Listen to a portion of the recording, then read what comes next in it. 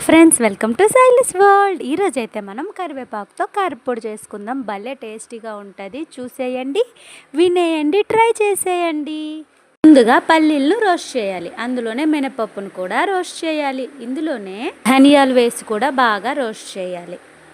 And మెంతులు, జీలకర్ర, ఎండుమిర్చి, కాస్తంత ఆయిల్ వేసి బాగా రోస్ట్ చేయాలన్నమాట. నేనైతే ఇంకాస్త టేస్ట్ పెంచడం కోసం కొంచెం కొబ్బరి ముక్కలు కూడా యాడ్ చేశాను. మీరు కూడా యాడ్ చేయండి, భలే ఉంటుంది. మనకి హెల్త్ బాగాలేనప్పుడు, నోరు చేదుగా ఉన్నప్పుడు ఈ పొడి తయారు చేసుకొని సైడ్ డిష్గా పెట్టుకుంటే, వేడి వేడి అన్నంలో అలా నెయ్యి వేసుకొని ఈ పొడి వేసుకొని తింటూ ఉంటే ఎంత అన్నం తింటున్నామో కూడా తెలియదు అనమాట. కరివేపాకులో బెనిఫిట్స్ విషయానికి వస్తే, ఇది మన బ్లడ్లో ఉన్న షుగర్ లెవెల్ని కంట్రోల్లో ఉంచుద్ది. నెక్స్ట్ మన హెయిర్ గ్రోత్కి ఉపయోగపడుతుంది. జుట్టు ఎప్పుడు నల్లగా నిగనిగలాడటానికి ఉపయోగపడుతుంది. ఫేస్ ఇంకా గ్లోయింగ్గా ఉండడానికి ఉపయోగపడుతుంది. కరివేపాకే కదా అని తీసి పక్కన పడేస్తూ ఉంటాం కాబట్టి ఇలా పొడి చేసి పెట్టుకుంటే పక్కన పడేయడానికి వీలు లేకుండా ఉంటుందన్నమాట. ఈ దినుసులన్నీ అందులో కలపడం వల్ల ఇంకాస్త టేస్ట్ యాడ్ అవుతుంది. కాబట్టి వన్స్ ఇలా ట్రై చేయండి మీ ఇంట్లో.